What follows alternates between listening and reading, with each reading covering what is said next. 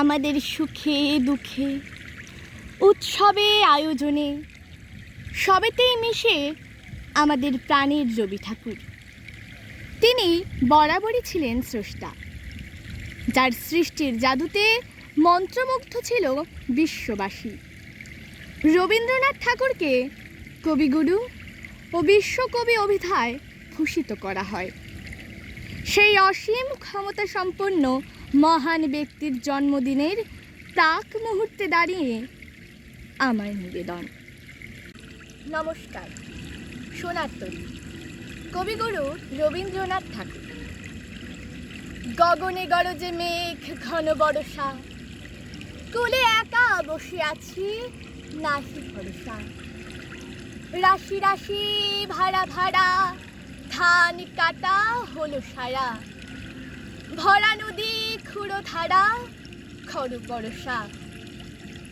কাটিতে কাটিতে ধান এলো বরষা।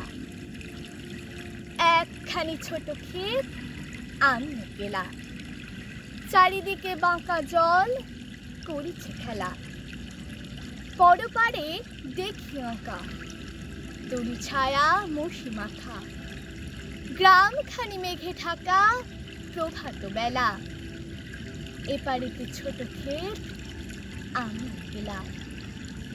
গান গেয়ে তরিবে কে আসে পারে, দেখে যেন মনে হয় চিনি হারে। ভরা পালে চলে যায়, কোনো দিকে নাহি যায়। ঢেউগুলি নিরুপায় ভাঙে দুধারে, দেখে যেন মনে হয় চিনি হারে।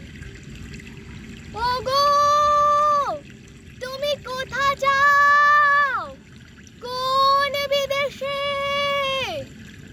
বারিক ভিড়াও তরি কুলেতে এসে।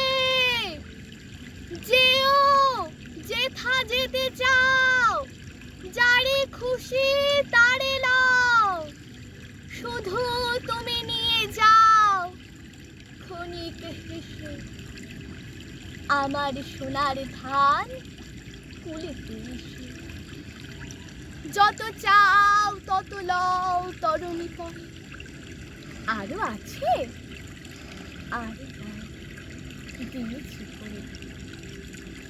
এতকাল নদী কূলে জাহালোয়ে ছিল ফুলে, সকলে দিলাম তুলে থরে থরে।